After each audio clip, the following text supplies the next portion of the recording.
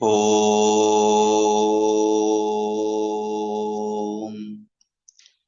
ஓம்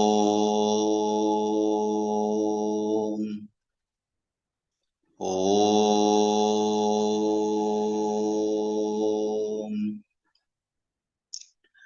ஓம் சஹனாவவது சஹனௌ புனக்து சஹ வீர்யங்கரவாவஹை தேஜஸ்வினாவதீதமஸ்து மா வித்விஷாவஹைஹி. ஓம் சாந்தி சாந்தி சாந்தி. ஹரிஹி ஓம் ஸ்ரீ குருப்யோ நமஹ. ஹரிஹி ஓம். ஓம் வக்ரதுண்ட மகாகாய சூரியகோட்டி சமப்ரப நிர்விக்னம் குரு மே தேவ சர்வகார்யேஷு சர்வதா. சரஸ்வதி நமஸ்துப்யம் வரதே காமரூபிணி வித்யாரம்பம் கரிஷ்யாமி சித்திர்பவது மே சதா. குருர் பிரம்மா குருர் விஷ்ணு குருர் தேவோ மகேஸ்வரः குரு சாக்ஷாத் பரபிரம்ம தஸ்மை ஸ்ரீ குரவே நமः. समस्त जन कल्याणे निरतं करुणामयं नमामि चिन्मयं देवं सद्गुरुं ब्रह्म विद्वरं. नीलाम्बुज श्यामल कोमलांगं सीता समारोपित वामभागं पाणौ महाशायकचारुचापं नमामि रामं रघुवंशनाथं. अतुलित बलधामं हेमशैलापदेहं धनुजवनकृशाणुं ज्ञानिनामग्रगण्यं सकल गुणनिधानं नामधीशं रघुपति प्रिय भक्तं वातजातं नमामि. बुद्धिर्बलं यशोधैर्यं निर्भयत्वम् अरोगता अजाड्यं वाक्पटुत्वं च हनुमत्स्मरणात् भवेत्. असाध्य साधक स्वामिन् असाध्यं तव किं वद रामदूत कृपा सिन्धो मत्कार्यं साधय प्रभो. அஞ்சிலே ஒன்று பெற்றான் அஞ்சிலே ஒன்றை தாவி அஞ்சிலே ஒன்று ஆறாக ஆறுயிர்க்காக ஏகி அஞ்சிலே ஒன்று பெற்ற அணுகு கண்ட அயலாரூரில் அஞ்சிலே ஒன்றை வைத்தான் அவன் நம்மை அழித்து காப்பான். மனோஜவம் மாருத துல்லிய வேகம் ஜிதேந்திரியம் புத்திமதாம் வரிஷ்டம் வாதாத்மஜம் வானர யூத முக்கியம் ஸ்ரீராமதூதம் சிரசா நமாமி. ஆஞ்சநேயமதி பாட்டலானனம் காஞ்சனாதிரி கமனீய விக்கிரகம் பாரிஜாத தரு மூலவாசினம் பாவயாமி பவமானநந்தனம்.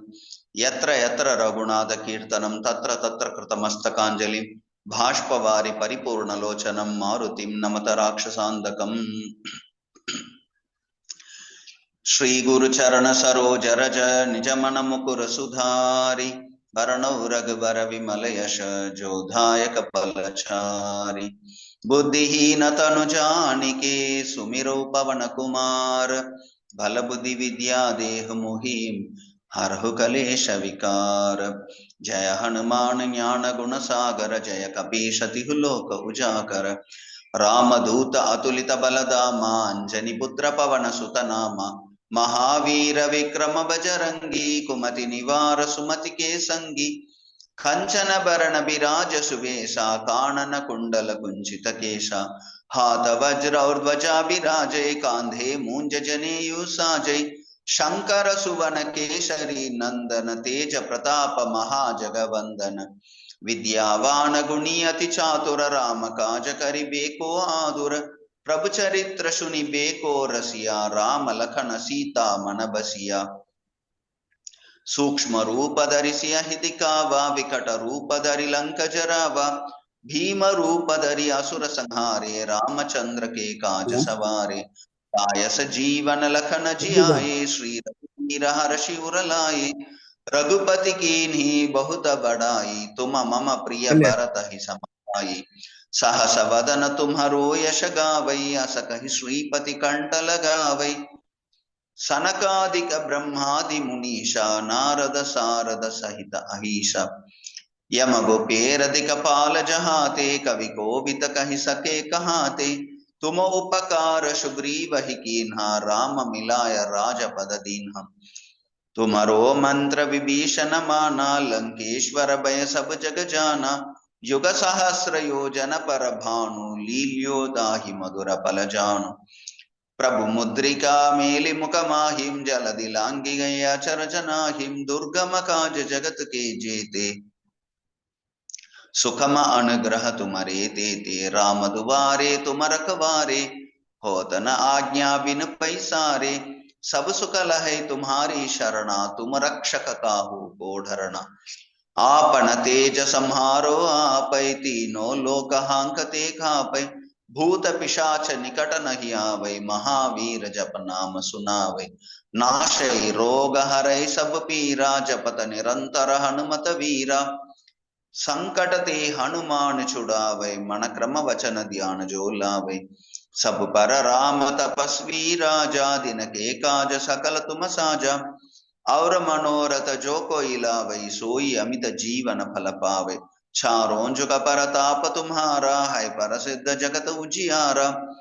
साधु संत के तुम रखवारे, असुर निकंदन राम दुलारे।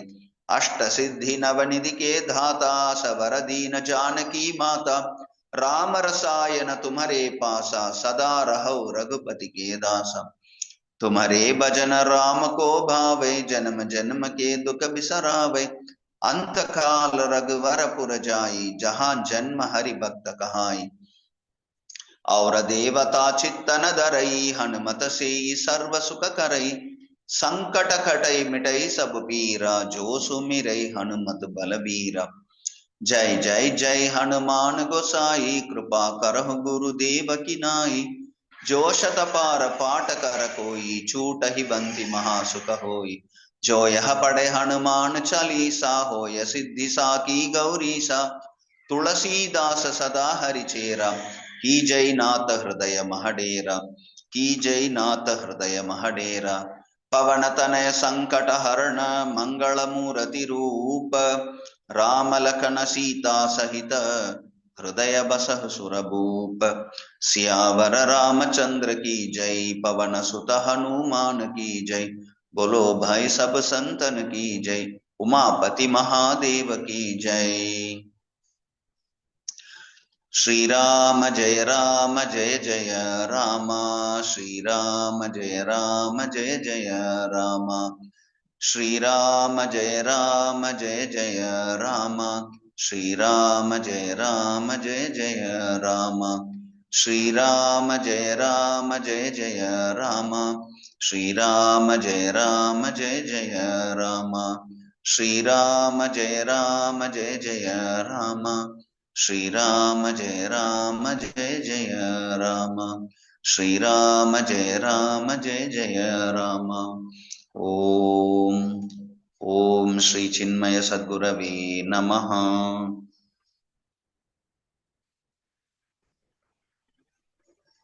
ஹரி ஓம். அனைவருக்கும் இனிய உற்சாகமான காலை வணக்கங்கள். அங்க இருக்கவங்களுக்கு மாலை வணக்கங்கள், இங்க இருக்கவங்களுக்கு. கோஸ்வாமி துளசிதாசர் அருளி செய்த ஹனுமான் சாலிசானுடைய இந்த பலஸ்ருதி பகுதிகளுக்கு வந்திருக்கிறோம். இப்ப கடைசியாக நம்ம பார்த்தது ஔர தேவதா சித்தன தரை, ஹனுமத சேயி சர்வ சுக கரை. அதை நம்ம பார்த்துட்டு இருந்தோம். வேறு தேவதைகளை எல்லாம் சித்தத்தில் வைத்திருக்க வேண்டும் என்று வேண்டியதில்லை அப்படிங்கிறார். அப்படின்னா என்ன அர்த்தம்? என்ன தரைனாக்கா அவங்களுடைய இதெல்லாம் ஞாபகம் வச்சுக்கணும்னு இல்லை. அவங்களோட ஸ்லோகங்கள், அவர்களுக்கான அந்த நம்ம முன்னாடியே பார்த்த மாதிரி அவர்களுக்குன்னு ஒரு வகையான வண்ண ஆடைகள், ஒரு தேவதைக்கும் நவகிரக தேவதைகளும் அது அதற்கான வண்ண ஆடைகள் எல்லாம் இருக்கிறது. அவர்களுடைய ஆடை என்ன, அவர்களுக்கான தானியம் என்ன, அவர்களுக்கான அந்த பூக்கள் என்ன, அவர்களுக்கான அந்த ஸ்லோகம் அல்லது மந்திரம், வேதத்துல மந்திரங்களும் உண்டு. அந்த மந்திரங்கள் என்ன, இதெல்லாம் ஞாபகம் வச்சு இதெல்லாம் செஞ்சு அதன் மூலமாக பலன்களை அடையணும் அப்படிலாம் நினைக்கிறோம் இல்லைங்களா? இது நவகிரக தேவதைகள் மட்டும் இல்லை, நம்ம முன்னாடி சொன்ன மாதிரியே நட்சத்திரங்களுக்கும் உண்டு. நட்சத்திரங்களும் தேவதைகள் தான் சொல்லணும். நட்சத்திரங்களுக்கும் உண்டு. அது மட்டும் கிடையாது, ராசிகள்னு சொல்றோம். 12 ராசிகள், 27 நட்சத்திரங்கள். அவைகளே பார்த்தீங்கன்னா 27, 12, 37, 38, 39. அது இல்லாம நமக்கு ஒரு மொத்தத்துல 48 நாள் ஒரு மண்டலம்னு சொல்றோம் பாருங்க.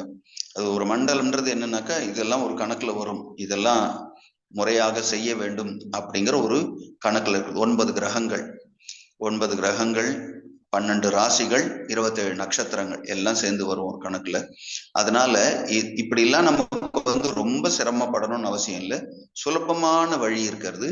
ஹனுமானை நினைத்தால் எல்லா தேவர்களுமே சந்தோஷப்படுறாங்க, எல்லா தேவர்களும் அனுகிரகம் பண்றாங்க. அப்படிங்கறத இங்க ரொம்ப முக்கியம். அதை நம்ம முன்னாடியே பார்த்தோம்.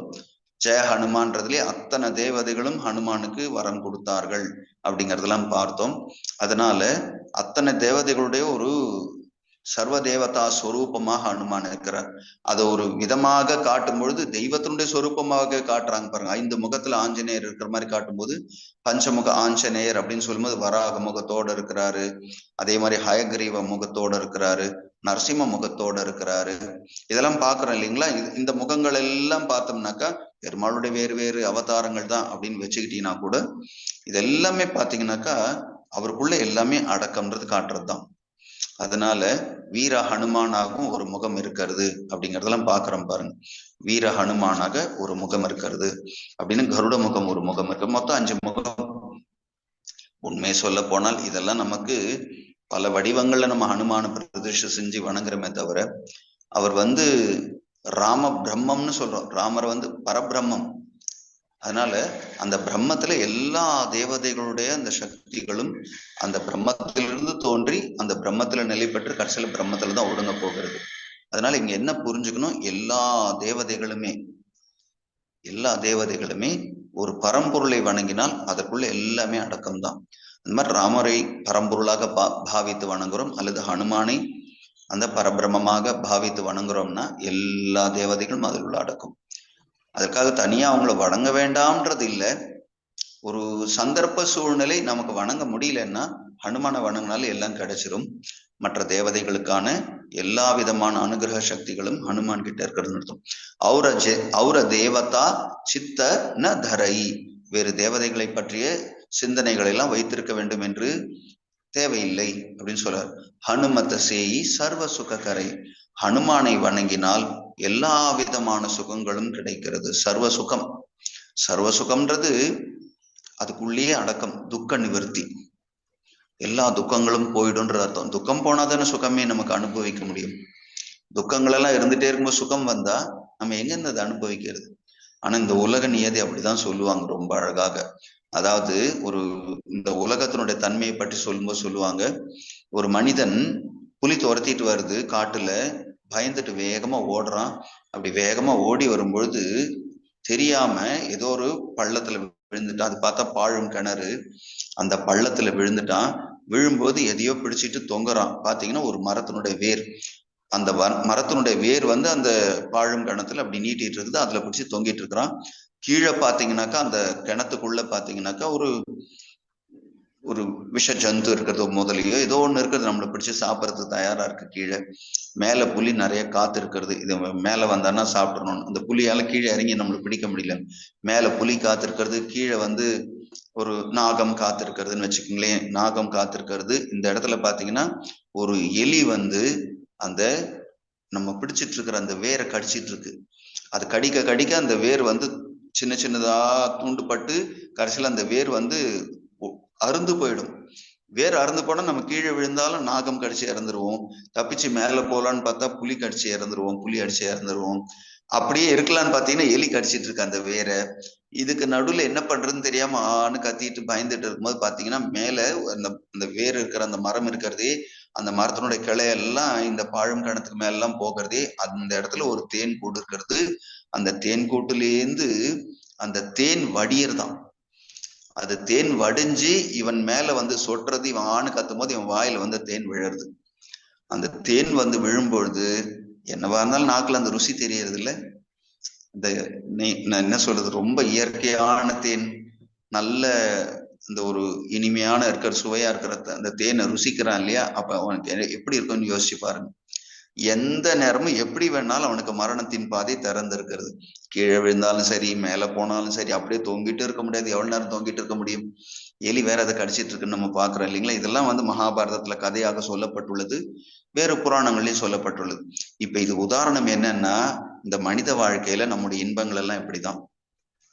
எந்தெந்த இன்பங்களை எல்லாம் அனுபவிக்கிறோமோ, கண்ணால பார்த்து, காதால கேட்டு, மூக்கால முகர்ந்து, நாக்கால சுவைத்து, தோல்னால கிடைக்கக்கூடிய அந்த மென்மையானது, கடினமானது, வெப்பமானது, குளிர்ச்சியானது, இதெல்லாம் அனுபவிக்கிறோம் இல்லையா? இந்த மாதிரி பல விதமான இன்பங்கள் வாழ்நாள் முழுக்க அனுபவிச்சுட்டு தான் இருக்கிறோம். ஆனால் இந்த வாழ்க்கையில எப்ப வேணாலும் நமக்கு இந்த மாதிரி மரணத்தின் தன்மை காத்திருக்கு அப்படின்னும் பொழுது செய்ய வேண்டியது என்ன? பகவானை நினைக்கிறது தானே.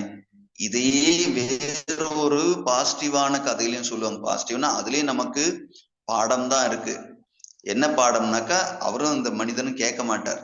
அதுல என்னன்னு பாத்தீங்கன்னா, இதே மாதிரி கடவுள் நம்பிக்கை இல்லாத ஒரு மனிதர் ஓடி வந்து ஏதோ ஒரு ஆபத்துனால ஓடி வந்தார். மலையனோட முகட்டுக்கு வந்திருக்கார். நல்ல இருட்டு நேரத்துல தெரியல அவருக்கு. மலையனோட முகம்னு ஒன்னும் தெரியல. கூர்மையான மேல சிகரம், அது கீழே ஒரு பெரிய பள்ளம் இருக்கிறதுன்னு மட்டும் தெரியும். அவருக்கு பெரிய மலை மேல ஏறி இருக்கும்னு தெரியும். திடீர்னு அங்கேருந்து விழறார். விழும்போது இதே மாதிரி வேற பிடிச்சு தொங்குறார். இதே மாதிரிதான் கடவுள் நம்பிக்கை இல்லாதவர் ராத்திரி நேரம், ராத்திரி ஒரு 7 மணி 8 மணிக்கு இருட்டு நேரத்துல இந்த மாதிரி தொங்கிட்டு இருக்கிறவர் கத்துறாரு, யாராவது காப்பாத்துங்கன்னு. யாருமே வரல. எவ்வளவு நேரம் தான் பிடிச்சிட்டு இருப்பார் அந்த வேற? அது எப்போ வேணாலும் கை வலி தாங்க முடியாம விட்டாருன்னா கீழே எங்கேயோ போய் விழுந்து சாக வேண்டியதுதான்.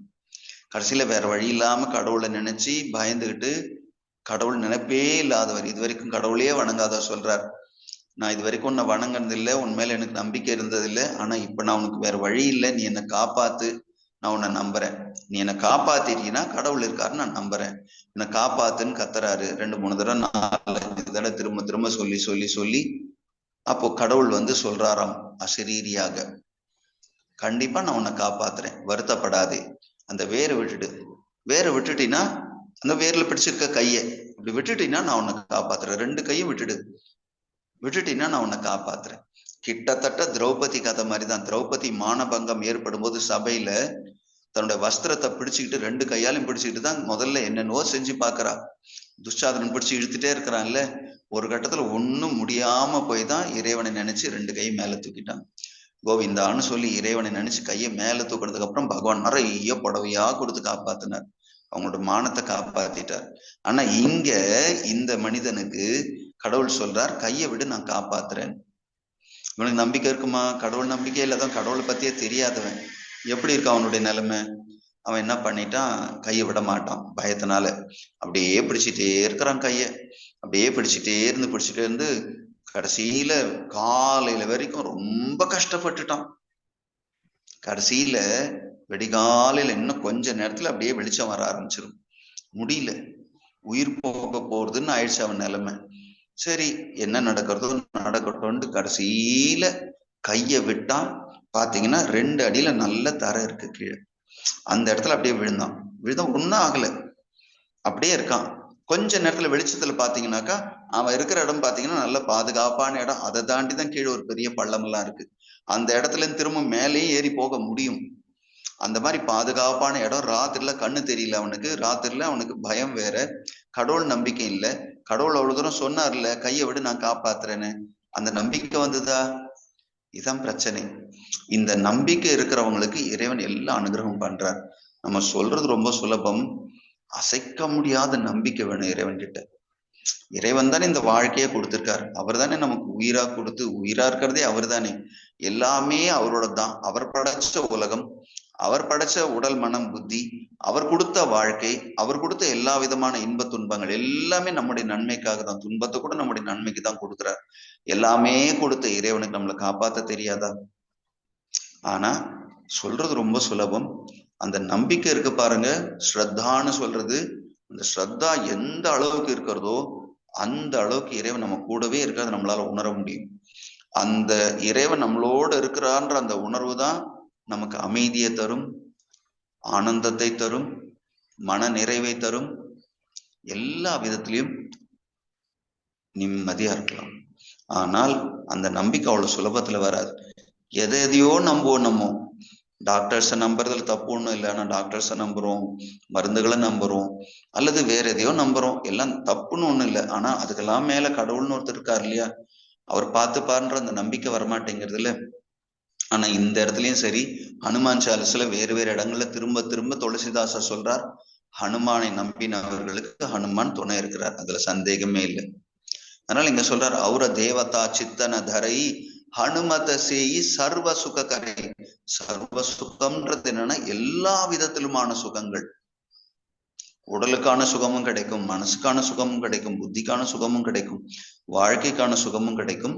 இது சுகம் கிடைக்கிறதுனாக்கா, நான் அதுக்குதான் அந்த உதாரணம் சொன்னேன். அந்த மனிதனுக்கு இந்த பாழங்கிணத்துல தொங்கிட்டு இருக்கிறவனுக்கு தேன் சாப்பிட்றானே அந்த சுகம் இல்லை. ஏன்னா என்ன சாப்பிட்டாலும் எப்படி இருந்தாலும் திடீர்னு மரணம் வந்துருமே அந்த நினைப்பு இல்லை. இந்த இடத்துல ஒருவேளை இன்னொரு மனிதனை சொன்னனே வேற பிடிச்சு தொங்கிட்டு இருக்கிறான், அவனும் காப்பாத்தணும் போது கொஞ்சம் நம்பி கையை விட்டுருந்தான்னா ராத்திரியே அந்த இடத்துலயே படுத்து தூங்கி இருக்கலாம். நிம்மதியா தூங்கிட்டு காலையில் எந்திரிச்சு அவன் பாட்டுக்கு கடவுளுக்கு நன்றி சொல்லிட்டு கிளம்பி வந்திருக்கலாம். அப்ப அந்த அளவுக்கு நம்பணும். ஒரு குழந்தைய அந்த அப்பா விளையாட்டா அப்படி மேல தூக்கி போட்டு பிடிச்சுக்கிறாருல்ல, அந்த குழந்தை கொஞ்சம் கூட பயம் இல்லை பாருங்க. கீழே விழுந்தா என்ன ஆகுன்ற பயம்லாம் அந்த குழந்தைக்கு இல்லை. ஏன்னா அப்பா மேல அவ்வளவு நம்பிக்கை. அந்த அப்பாவுக்கும் அந்த குழந்தை மேல அவ்வளோ ஒரு மரியாதை இருக்கு, அல்லது ஒரு விதத்துல அன்பு இருக்கு. அவ்வளவு சுலபத்துல குழந்தைகளாம் கீழே விழற மாதிரி விட்டுற மாட்டார். அப்படி மேல தூக்கி போட்டு அப்படி பிடிக்கிறது அந்த குழந்தைக்கு சந்தோஷத்தை தரதுக்கு, அதுக்கு ரொம்ப சுகமா இருக்கும். நம்ம அந்த ஜெயண்ட் வீல்ல மேல சுத்துற மாதிரி இருக்கும், அவங்க மேல போகும்போது ஒரு மாதிரி இருக்கும் இல்லையா, அந்த மாதிரி குழந்தைக்கு அப்படி மேல போகும்போது ஒரு மாதிரி இருக்கும். அப்படி கீழே வரும்போது அப்பா பிடிச்சிடுவார். அப்பா பிடிச்சிட்டாருன்னா அது ஒரு சுகம்.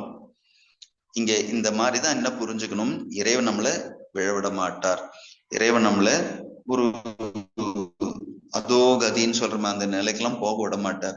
அவர் எப்போதும் நம்மளை காப்பாத்திட்டு தான் இருக்கிறார். இதுக்கு முன்னாடி பிறவிகளையும் காப்பாத்திருக்கார், இந்த பிறவிலையும் காப்பாத்துறார், இனி பிறவி இல்லாமையும் காப்பாத்த போறார். அவரை விட்ட நமக்கு யார்?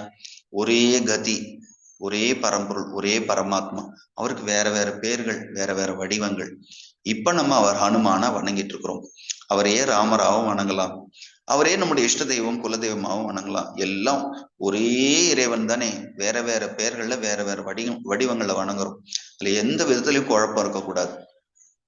எந்த தெய்வத்தை மந்திரங்களால ஸ்லோகங்களால நம்ம வணங்கிட்டு இருந்தாலும் நமக்கு நல்லா புரியணும், ஒரு பரம்பொருள் அந்த பரமாத்மாவை நான் இந்த பேர்ல இந்த ஸ்லோகத்தினால இந்த மந்திரத்தினால வணங்குறேன்னு தவிர, இது வேற வேற அந்த சாமி தான் சக்தி வாய்ந்தது, இந்த சாமிக்கு சக்தி இல்லை, அல்லது அந்த சாமி தான் என்னை காப்பாத்தும், இந்த சாமி என்னை காப்பாத்தாது, அந்த மாதிரிலாம் தேவையே இல்லை. அந்த மாதிரி குழப்பங்களே வேண்டியதில்லை. புத்தியில ஒரு தெளிவு இருக்கணும். ஒரு பரம்பொருள், ஒரு பரமாத்மா, அவருக்கு உண்மையிலே பெயரும் கிடையாது, வடிவமும் கிடையாது. எல்லா பேரும் அவரோட தான், எல்லா வடிவமும் அவரோட தான். அவரை தவிர வேற யாரும் நம்மளை காப்பாற்ற முடியாது. நம்மளை மட்டும் இல்லை, அண்ட சராச்சரத்தை எல்லாம் அவர் தான் காப்பாத்திட்டு இருக்கார். நம்பினவர்களையும் அவர் தான் காப்பாத்துறார், நம்பாதவங்களையும் அவர் தான் காப்பாத்துறார். யாரா இருந்தாலும் அவரவர்களுடைய வினைக்கான பலனை கொடுக்கிறார், அதையும் அவர் விடுறது இல்லை. ரொம்ப நல்ல பக்தர்களா இருந்தா கூட அவர்களுக்கும் கூட அந்தந்த வினைக்கான பலன் வரும்பொழுது அதை அனுபவிக்கிற மாதிரி தான் செஞ்சிருவார் பகவான். எதற்காகன்னா, இனி ஒரு பிறவி வேணாம்னு நினைச்சா அதெல்லாம் அனுபவிச்சுதான் ஆகணும்.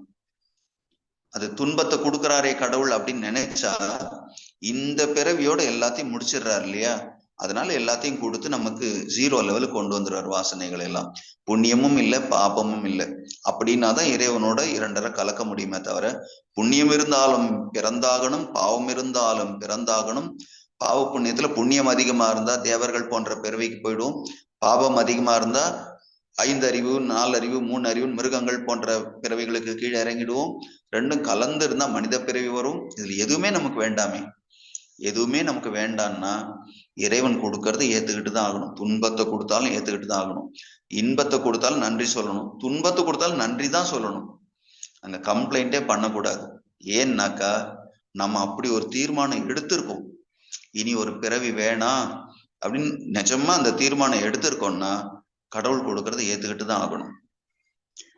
அப்படிலாம் இல்லாம நமக்கு இன்னும் ஏதோ ஆசை எல்லாம் இருக்குன்னு வச்சுக்கலாம், இன்னும் பிறக்கணும், இதை செய்யணும் அதை செய்யணும்னு எதுதான் ஆசை இருக்குன்னாக்கா தாராளமா கடவுள்கிட்ட கேட்கலாம். ஏன் சாமி என்னை இவ்வளவு கஷ்டப்படுத்துற, இது நியாயமா, என்னை இது சரி பண்ணு, இப்படி பண்ணு அப்படி பண்ணு கேட்டா கண்டிப்பா செய்வார். நமக்கு செய்யாம யாருக்கு செய்ய போறார்? என்ன கேட்டாலும் செஞ்சு கொடுப்பார். ஆனால் என்னன்னாக்கா இதெல்லாத்துலயும் ஏதோ பாக்கி இருக்கும் நமக்கு.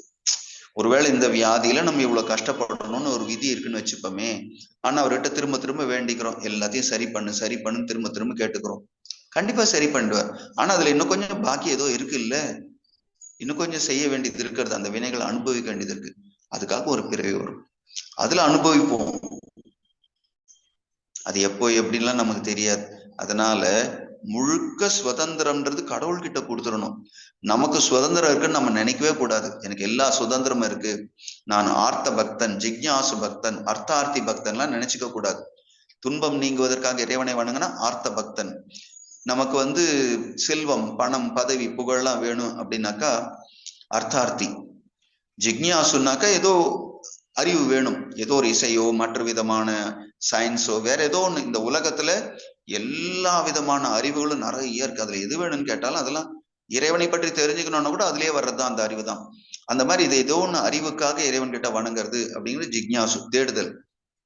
இது எதுவுமே வந்து கடவுள்கிட்ட கேட்டா கண்டிப்பா கொடுக்கிறார். ஆனா ஞானி பக்தனாகிறது அவ்வளவு சுலபம் இல்லை. ஞானி பக்தன் ஆகணும்னா நன்றி மட்டும்தான் சொல்லணும் கடவுளுக்கு. எதுவும் அவர்கிட்ட கம்ப்ளைண்ட் பண்ணிட்டு இருக்க கூடாது, எதுவும் அவர்கிட்ட கேட்டுட்டு இருக்க கூடாது. இது வரைக்கும் நிறைய கொடுத்துட்டாரு நமக்கு. கொடுத்ததுக்கே வாழ்நாள் முழுக்க நன்றி சொன்னாலும் போதாது. வாழ்நாள் முழுக்க நன்றி சொன்னாலும் அது குறைவுதான். அதனால இறைவனை நினைச்சு பக்தியோட அவருக்கு நமஸ்காரம் பண்ணி நம்மளால என்ன முடியுமோ ஸ்லோகங்களை சொல்லி அவரை வணங்கிட்டு இருந்தா அது போறோம், அவ்வளவுதான். மற்றதெல்லாம் அவர் பார்த்துப்பார். அதனால இதுக்கு மேல வேற ஒன்றும் அவர் நமக்கு செய்யணும்னு அவசியமே இல்லை. ஏற்கனவே எல்லாம் செஞ்சுட்டாருன்னு நினைக்கணும். இதுக்கு மேல என்ன செஞ்சாலும் அது ரொம்ப சந்தோஷம். நிறைய நல்லது தானே பண்ண போறார். அவர் கெட்டதே பண்ண தெரியாது இறைவனுக்கு. செய்யறதெல்லாம் நல்லதுதான் தெரியும். அதனால தர்மத்தின் வடிவமாக இருக்கிறார், உண்மையின் வடிவம், சத்தியத்தின் வடிவமாக இருக்கிறார். நம்முடைய உள்ளத்துல எப்போதும் இருக்கிறார். தோன்றா துணையாக இருக்கிறார். கண்ணுக்கு இல்லை, நம்ம படங்கள்ல போட்டோல வச்சு வணங்குறோம், அல்லது விக்கிரகத்துல வச்சு வணங்குறோம், அல்லது கோவில்ல போய் வணங்குறோம். ஆனா உண்மையிலேயே அவர் நமக்குள்ள இருக்கிறார். நம்ம எந்த மாதிரி நினைக்கிறோமோ அந்த மாதிரி உள்ள இருக்கிறார். எந்த வடிவத்துல எந்த பேர்ல நினைக்கிறோமோ அந்த வடிவத்துல அந்த பேர்ல நமக்குள்ள இருக்கிறார். அதான் அவருடைய பெருமை இல்லையா? அதனால எங்கும் நிறைந்தவரா இருக்கிறவர் நமக்குள்ளே இருக்கிறார்னும் போது அவர் இந்த இடத்துல ஹனுமான்னு வணங்குறோம். அந்த ஹனுமான் தான் இங்க சொல்றார். ஹனுமான்றது குரு. குரு தான் நமக்கு ஞானத்தை கொடுக்கக்கூடியவர். அவர் கொடுக்குற அந்த ஞான ஒளினாலதான் அஜ்ஞான இருள் நீங்கணும். அஜ்ஞான இருள் நீங்கன்னா ஏற்கனவே உள்ள இறைவன் தான் இருக்காரு. அவர் நல்லா தெரிவார் பிரகாசமா. ஏற்கனவே அறியாமென்ற இருட்டுனாலதான் அந்த சுவாமி தெரியாம இருக்கிறார். அந்த அறியாமென்ற இருட்டு போயிடுச்சுன்னா அறிவுதான் நமக்கு அந்த சுவாமியை காட்ட போறது. அஜ்ஞானம் தன்னை அகல்விக்கும் நல்லறிவே அப்படின்னு சொல்றாரு இல்லையா சிவபுராணத்துல. அஜ்ஞானம் தன்னை அகல்விக்கும் நல்லறிவே, ஆக்கம் அளவு இறுதி இல்லாய், அனைத்துலகம் ஆக்குவாய், காப்பாய், அழிப்பாய், அருள் தருவாய். அவர்கிட்ட ஒரே பிரார்த்தனை என்ன? போக்குவாய் என்னை புகுவிப்பாய் நின் தொழும்பில். இறைவனுடைய அந்த சேவையில என்னை சேர்த்துக்கோ, பகவானுக்கு சேவை செய்யறதுல என்னையும் சேர்த்துக்கோன்னு அவர்கிட்ட வேண்டிக்கிறோம். சரி, அதனால இங்க சொல்றார் ஔர தேவதா சித்தனதரை ஹனுமத்த சேயி. ஹனுமத்த சேன்ற ஹனுமான வணங்கும் போது சர்வ சுகக்கரை, எல்லா விதமான சுகங்களையும் தரார். அது சத்தியம்தான். ஏன்னா சுகஸ்வரூபம். இறைவனுக்கு பல பெயர்கள் இருக்குல்ல. சுகஸ்வரூபம் இறைவன். ஆனந்த ஸ்வரூபம்னு சொல்லுவாங்க, சுகஸ்வரூபம்னு சொல்லுவாங்க. சரிங்களா? அந்த ஜெகஜனனி அப்படின்னு சொல்லி மீனாட்சி அம்மன் மேல ஒரு பாட்டு இருக்கு. அதுல சொல்லுவோம் சுகஸ்வரூபிணி. சுகஸ்வரூபிணி, சுகத்தின் வடிவமாகவே இருக்கிறவங்க. இங்க சொல்ற சர்வ சுக கரையின். அவர் கொடுக்காம யார் கொடுக்க முடியும்? ஆனந்தத்தின் ஊற்றுன்னு குருதேவ் சொல்லும்போது, ஆனந்தத்தின் ஊற்று யாருனாக்கா உண்மையிலே அந்த பரம்பொருள், பரமாத்மா, பரபிரம்மம். அது நமக்குள்ள இருக்கு. ஆனந்தத்தின் ஊற்று எங்கேயோ இல்லை, நமக்குள்ள இருக்கு. அது ஏதோ அடைச்சிட்டு இருக்கு. அது வெளிப்பட்டுருச்சுனாக்கா, அந்த அடைப்பு நீங்கிடுச்சுன்னா பொங்கி வரும் ஆனந்தம். அது ஏதோ ஒண்ணு தடுக்கப்பட்டிருக்குல்ல, அது நீங்கணும், அவ்வளவுதான். அதுக்காக தான் ஹனுமான வணங்கணும். அதனால ஹனுமத சேயி சர்வ சுக கரை என்றார். அவர தேவதா சித்தனதரை ஹனுமத சேயி சர்வ சுக கரை சங்கட கடை மிடை சபு பீரா ஜோசுமிரை ஹனுமது பலபீரா. பல இடங்களை சொன்னது திரும்பவும் ஞாபகப்படுத்துற. சங்கடங்களை எல்லாம் போக்குபவர் ஹனுமான். விநாயக பெருமானுக்கு சங்கடம், சங்கடஹர அப்படின்னு சொல்ற இல்லைங்களா? சங்கடஹரண அப்படின்றது விநாயக பெருமானுக்கு உண்டு இல்லைங்களா? இந்த 4வது நாள் அன்னைக்கு வணங்குறாங்க பாருங்க. அது ரொம்ப விநாயக பெருமானுக்கு அந்த பெருமை இருக்கிறது. நம்முடைய சங்கடங்களை எல்லாம் நீக்கக்கூடியவர்னு ஹனுமானுக்கு அதே பெருமை இருக்கிறது அப்படிங்கிறது இங்க ரொம்ப முக்கியம். அதனால சங்கடங்களை எல்லாம் அழிப்பவர், சங்கடங்களை எல்லாம் போக்குபவர் விநாயக பெருமானும் ஹனுமானும். சங்கடஹர சதுர்த்தியில விநாயகரை வணங்கி சங்கடங்களை போக்கணும் அப்படின்னு வேண்டிக்கிறோம். அது பௌர்ணமிக்கு அப்புறம் வரும்போது வளர்பிறை, அது தேய்பிறையில தான் வணங்குறாங்க சங்கடஹர சதுர்த்தின்றது. தேய்பிரையில அல்லது வளர்பிறையில வணங்கும் போது சுக்லபக்ஷ சதுர்த்தி. சுக்லபக்ஷ சதுர்த்தின்னு அவருடைய ஜெயந்தி விநாயகருக்கு வரப்போது. ஆகஸ்ட் மாசத்துல வரும் விநாயகருடைய ஜெயந்தி எல்லாம் வரும். விநாயகர் சதுர்த்தின்றுமே சுக்லபக்ஷ சதுர்த்தி. கிருஷ்ணபக்ஷ சதுர்த்தின்னு வரும்போது துக்கங்களை எல்லாம் போக்குறார் அப்படிங்கிறது ஒரு நம்பிக்கை. சங்கடஹர இந்த இந்த 4ஆம் பிறைய இறைவனை வணங்கிட்டு பார்த்துட்டு அதுக்கப்புறம் பூஜை எல்லாம் முடிக்கிறாங்க இல்லைங்களா? அப்படி இறைவனை வணங்காமல் பார்த்தா அதுல ஏதோ வீண் அபவாதம் ஏற்படும்லாம் சொல்லுவாங்க. நமக்கே தெரியாம, ஏன்னா 3ஆம் பிறை அவ்வளவு சுலபத்துல கண்ணுக்கு தெரியாது. முதல் 2 பிறை கண்ணுக்கே தெரியாது, யாருக்குமே தெரியாது. முதல் பிறை 2வது பிறை தெரியறதே 3ஆம் பிறை தான் தெரியும். அந்த 3ஆம் பிறை அவ்வளவு சுலபத்துல பார்க்க முடியாது. சில டைம்ல தெரியும், சில டைம்ல தெரியாது. 4ஆம் பிறை டக்குன்னு தெரிஞ்சிடும் கண்ணுல. அதை பார்க்கும்போதுதான் வீண் அபவாதம் எல்லாம் ஏற்படுகிறது. கிருஷ்ணருக்கே அந்த கதையை தானே சொல்றாங்க. சியமந்தகமணி உபாக்கியானன்றதுல பாத்தீங்கன்னா அவரே தெரியாம அந்த 4ஆம் பிறையை பார்த்துட்டாருன்னு விநாயகரை வணங்கி அதுக்கப்புறமா சந்திரனை வணங்குறார். அவருடைய அந்த அந்த குலம் வந்து சந்திர குலம் தானே, அதனால சந்திரனை வணங்குறார். அப்புறம் தான் தோஷம் எல்லாம் போக்குறதுன்னு. இதெல்லாம் எப்படின்னாக்கா ஹனுமானுக்கு இந்த மாதிரி எல்லாம் இருக்கிறது. அவருடைய பெருமையில சங்கடங்களை எல்லாம் போக்குறார், அனுகிரகம் பண்றார் அப்படிங்கிறது ஹனுமானுக்கும் சிறப்பா இருக்கிறது. இதனால்தான் நம்ம முன்னாடியே பார்த்தோம், துளசிதாசரே அது மாதிரி பாடியிருக்கார். சங்கட மோச்சன ஹனுமத் ஸ்தோத்திரம்னு தனியா பாடியிருக்கார் ஹனுமானுடைய பெருமை எல்லாம் சொல்லி. அதனால இங்க சொல்றாங்க ஹனுமானுக்கு அப்படி ஒரு பெருமை. சங்கட ஹரை மிடை சபு பீரா. சபு பீரான்றது எல்லா விதமான துன்பங்கள், பீடைன்னு சொல்லுவாங்க. பீரான்னு இந்த இடத்துல சொல்றார். பீடைன்றது நம்முடைய துக்கங்கள், நம்முடைய கஷ்டங்கள். சங்கடம்ன்றது என்னன்னா இதெல்லாம் 2 கட்டான மாட்டிக்கிட்டதெல்லாம் சங்கடங்கள் தான். சங்கடம்ன்றது இப்போ ஒரு உதாரணத்துக்கு சொல்ல, இந்த தர்ம சங்கடம் எல்லாம் சொல்லுவாங்க. சங்கடம்ன்றது என்னன்னாக்கா இப்போ பீஷ்மர் மாதிரி இருக்கிறோட நிலையை நினைச்சு பாருங்களேன். பீஷ்மருக்கு என்னன்னா ஒரு சத்தியம் எல்லாம் பண்ணிட்டார், நான் வந்து இந்த வம்சத்தை காப்பாற்றுவேன் அப்படின்னு சொல்லி. அவங்களோட இந்த அஸ்தினாபுரத்துல யார் அரசர்களா இருக்காங்களோ அவங்களுக்கு துணையா இருப்ப அந்த மாதிரி எல்லாம் சபதம் பண்ணிட்டார். கடைசியில துரியோதனன் போன்றவர்களுக்காக சண்டை போட வேண்டிய சூழ்நிலைக்கு வந்துருச்சு. தர்மர் பக்கம் தான் நியாயம் இருக்கிறதுன்னு தெரியுது, தர்மர் பக்கம் போக முடியாது. ஏன்னா அவர் வந்து இந்த ஹஸ்தினாபுரத்தின் ராஜாவா இல்ல தர்மர் இப்போதைக்கு. இப்போ ராஜாவா இருக்கிறது திருதராஷ்டர்னா திருதராஷ்டர் சொன்னதான் கேட்டாகும். அப்போ நல்லா தெரியறது ஏத்த பக்கம் தான் தர்மம் இருக்கிறது, கிருஷ்ணர் அங்கதான் இருக்கிறான்னு தெரியறது. ஆனா இந்த பக்கத்துல இருந்து சண்டை போட வேண்டிய சூழ்நிலை, துரியோதனாதிகள் பக்கம் இருக்க வேண்டிய, கௌரவர்கள் பக்கம் இருக்க வேண்டிய சூழ்நிலை இல்லையா? இதே நிலைமை தானே அவருடைய குருவுக்கும் இருக்கிறது. குருவா இருக்கக்கூடிய துரோணாச்சாரியாருக்கும் இதே நிலைதான்.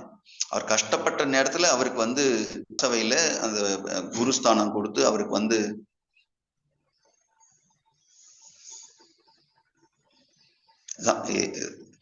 அந்த துரோணாச்சாரியாருக்கு சமயத்துல உதவி செஞ்சதுனால அவர் மறக்கிறது இல்லை. அதனால அவர் வந்து இந்த பக்கம் இருக்க வேண்டிய சூழ்நிலை வந்துச்சு இல்லை. இதெல்லாம் சங்கடம்னு சொல்றது.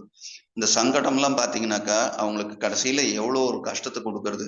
துரோணருடைய அந்த மரணமும் சரி, பீஷ்மருடைய மரணமும் பாத்தீங்கன்னா அப்படி ஒரு சங்கடமா எடுத்து பாருங்க.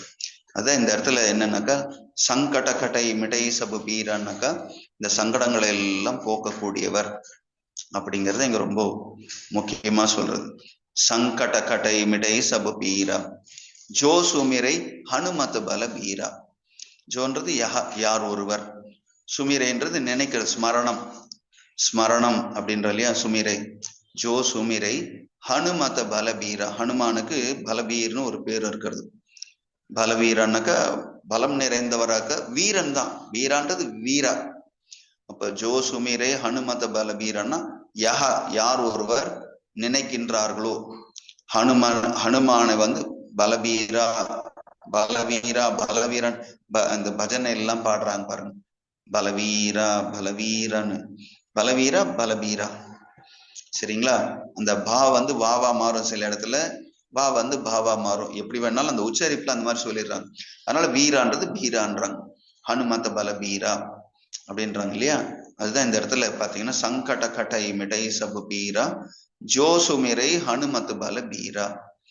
சங்கடங்களை எல்லாம் போக்கக்கூடியவர், எல்லா விதமான பிரச்சனைகள், எல்லா விதமான துன்பங்களை எல்லாம் போக்குறதெல்லாம் ராமாயணம் முழுக்க இருக்கிறது நம்ம நிறைய பார்த்துருக்கிறோம்.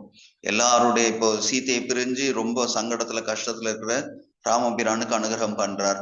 அதே மாதிரியே எல்லா முக்கியமான தர்மவான்கள், நல்லவர்கள், சாதுக்கள் உயர்ந்தவர்கள் எல்லாருக்கும் அவங்கவுங்களோட சங்கடங்களை எல்லாம் போக்குறார். சுக்ரீவனுக்கு கூடவே இருந்து அவருடைய கஷ்டமான நேரத்தெல்லாம் உடன் இருந்து உதவி செய்து கடைசியில் அவர் ராஜாவாக்கி எல்லா விதமான சுகத்தையும் அவர் அனுபவிக்கிற மாதிரி பண்றார் இல்லைங்களா. விபீஷனுக்கு அந்த மாதிரி அனுகிரகம் பண்ணியிருக்காரு. அதெல்லாம் ஹனுமான் சாலிசாலி வந்திருக்கிறது. இந்த மாதிரி சுக்ரீவனுக்கு விபீஷணனுக்கு சீத்தையினுடைய துன்பத்தை எல்லாம் போக்குறார். 10 மாத காலமாக கஷ்டப்பட்டுட்டு இருந்தாங்க இல்லையா, ஹனுமானை பார்த்ததுக்கு அப்புறம் தான் அவங்களோட துன்பம் எல்லாம் நீங்கியது. அந்த மாதிரி எல்லாருடைய சோகம், அவங்களோட துன்பங்கள் எல்லாவற்றையும் போக்குறார். அதெல்லாம் ராமாயணம் முழுக்க அதெல்லாம் பாக்குறோம் நம்ம. அதாவது இந்த இடத்துல சொல்றார், யார் ஒருத்தர் ஹனுமானை பலவீரான்னு சொல்லி வணங்குறாங்களோ, நினைக்கின்றார்களோ, வணங்குறதுன்றது ஒரு பக்கம், முதல்ல நினைக்கணும், மனசுல ஆழமா நினைக்கணும். மனசுல ஆழமா நினைக்க அது வார்த்தையை வெளிப்பட்டு வரும். வார்த்தைகளாக ஸ்லோகங்களாக சொல்றோம், அல்லது வாய் விட்டு இறைவனோட அந்த பாடல்களை, பஜனை பாடல்கள் எல்லாம் பாடுறோம், அதெல்லாம் ஒரு பக்கம். ஆனா மனசுக்குள்ள அந்த எண்ணம் இருந்தா தானே வெளியில பாடலாக வரும், அல்லது வெளியில ஸ்லோகங்களாக வரும். அதனால உள்ள இருக்கிற நினைப்புக்கு முக்கியத்துவம் கொடுத்து சொல்றார். ஸ்மரணம் பண்றது சுமிரை அப்படிங்கிறது. சுமிரோ பவனகுமார் முன்னாடியே சொன்னாரு பாருங்க. சுமிரோ பவனகுமார்னு நான் உன்னை நினைக்கின்றேன் அப்படின்னு சொன்னார் இல்லைங்களா. அதனால அத்துலித்த பலதாமா அப்படின்ற மாதிரி எல்லையில்லாத பலத்தின் இருப்பிடமாக இருக்கிறவரை இந்த பலவீரான்னு நினைக்கிறோம். ஜோ சுமிரே ஹனுமத பலவீரா. அவங்க நினைக்கிறவங்களுடைய எல்லா விதமான சங்கடங்களை, துக்கங்களை, கஷ்டங்களை எல்லாம் போக்குறார், நன்மை அளிக்கிறார், எல்லா விதமான சந்தோஷத்தையும் கொடுக்கிறார் அப்படிங்கிறது இங்க கருத்து.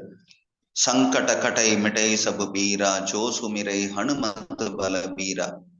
இனி ரொம்ப அழகா 3 முறை சொல்றது. 3 முறை சொன்னா அது சத்தியம்னு எடுத்துக்கணும். 3 முறை சொல்றது உறுதிப்படுத்துவதற்காக, அதை நிலைநிறுத்துவதற்காக, அந்த சொல்லுக்கான முக்கியத்துவத்தை காட்டுவதற்காக அப்படின்றதுனால ஜெய் ஜெய் ஜெய் ஹனுமான் கோசாயி கிருபா கரஹு குருதேவகி நாயி அப்படின்றார். அவருக்கு குருவாகவும் இருக்கிறார். நம்முடைய துளசிதாசருடைய குருவாக இருந்து ராமபிரானுடைய தரிசனத்திற்கான வழிகாட்டியவர் ஹனுமான் தான். அது முதல்ல பார்த்தோம் நம்ம. அதனால இந்த இடத்துல 3 முறை சொல்றார். வெற்றி வெற்றி வெற்றின்னு சொல்றாங்களா, ஜெய் ஜெய். ஆக்சுவலா சமஸ்கிருதத்துல ஜெய ஜெய ஜெயன்னு வாங்க, ஹிந்தி வரும்போது ஜெய் அப்படின்னு சொல்றாங்க. புள்ளி வச்ச எழுத்தாக மாறும்போது தமிழ்லயோ ஹிந்திலயோ அந்த மாதிரிலாம் வருது.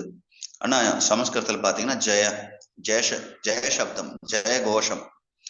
ஆரம்பிக்கும் போது எப்படி ஆரம்பிச்சாங்க? ஜெய ஹனுமான் ஞான குண சாகர அப்படின்னு ஆரம்பிச்சோம் இல்லைங்களா.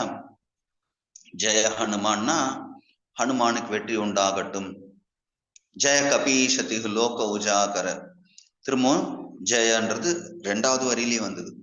அந்த 2 முறை ஹனுமானுக்கு வெற்றி உண்டாகட்டும் அப்படின்னு சொல்லிதான் துளசிதாசர் ஆரம்பிச்சார். இப்பவும் திரும்ப ஆரம்பிக்கிறார். இப்பவும் சொல்லும் போது எப்படின்னா 3 முறை சொல்றார். அதுல ஒரு பாடல்ல முதல் வரியில ஒரு தடவை ஜெயனர், 2வது வரியில ஒரு தடவை ஜெயனர். இங்க ஒரே வரியில 3 முறை சொல்றார். ஜெய் ஜெய் ஜெய் ஹனுமான் கோசாயி. கோசாயின்றது கோஸ்வாமி. சாயின்றது அந்த ஹிந்தி வார்த்தையில அப்படி அந்த கிராமத்து பாஷையில வருது, அவதி பாஷாவில். கோஸ்வாமி நம்ம முன்னாடி அதெல்லாம் விளக்கம் பார்த்திருக்கிறோம். கோன்னா நிறைய அர்த்தங்கள் இருக்கிறது. சுருக்கமா எடுத்துக்கணும்னா இந்திரியங்களை கட்டுப்படுத்தி தவம் இருப்பவர்களை கோஸ்வாமின்னு சொல்லுவாங்க. இந்திரிய கட்டுப்பாடோடு இருக்கிறவங்களை கோஸ்வாமின்னு சொல்லுவாங்க. அதுலேயே எல்லா அர்த்தங்களும் ஹனுமானுக்கும் பொருந்துறது, துளசிதாசருக்கும் பொருந்தி வரும். நம்ம குருமார்களாக யாரை நினைக்கிறோமோ அந்த குருமார்களுக்கெல்லாம் அது பொருத்தமா வரும். இறைவனை உணர்ந்தவர்கள் எல்லா குருமார்களும் இது பொருத்தமா வரும். என்னன்னாக்கா அந்த கோ அப்படின்னா பசுக்கள், கோன்னா இந்திரியங்கள், கோன்னா வேதங்கள், கோன்னா பூமி, கோன்னா வாக்கு சக்தி, இதெல்லாம் உள்ள வருது அர்த்தங்கள்ல. அதனால கோவிந்தன்ற பேர் வரும்போது பார்த்தோம் பாருங்க விளக்கமா. அப்போ இந்த கோஸ்வாமின்றதுக்கும், சுவாமின்னா எல்லாவற்றையும் தன்னுடையதாக கொண்டவர், தமிழ உடையவர்னு சொல்லுவாங்க. அதாவது மற்றது எல்லாம் உடைமைகள், அவர்தான் உடையவர். மற்றது இந்த உலகத்துல இருக்கிறது எல்லாமே ஆப்ஜெக்ட்ஸ், இறைவன் ஒருத்தர் தான் சப்ஜெக்ட். ஆப்ஜெக்ட்ஸ்னாக்கா என்ன அர்த்தம்? அதுக்கெல்லாம் அதெல்லாம் உண்மையில சொல்லப்போனா ஜடத்தன்மை தான். எதுக்குமே அதனுடைய உண்மை தன்மையில பாத்தீங்கன்னாக்கா எல்லாமே ஆப்ஜெக்ட்ஸ் தான், பொருட்கள் தான், பொருள் உலகம் தான் எல்லாமே. நம்முடைய உடல் மனம் புத்தி கூட அதுக்குள்ள உயிர் இருக்கிறதுனால தான் இந்த உடல் மனம் புத்தி எல்லாம் கூட இயங்குகிறதே தவிர, அந்த உயிர்ன்றது இல்லைன்னாக்கா இந்த உடல் மனம் புத்தி எல்லாம் ஒண்ணும் கிடையாது, ஜடம் தான். தூங்கும்போது எப்படி இருக்கு இந்த உடம்பு மனசு புத்தி எல்லாம்? அதனால எல்லாமே உடைமைகள். ஸ்வம்னா ப்ராப்பர்ட்டி, சொத்துக்கள், அந்த மாதிரிலாம் இருக்கிறது ஸ்வம்.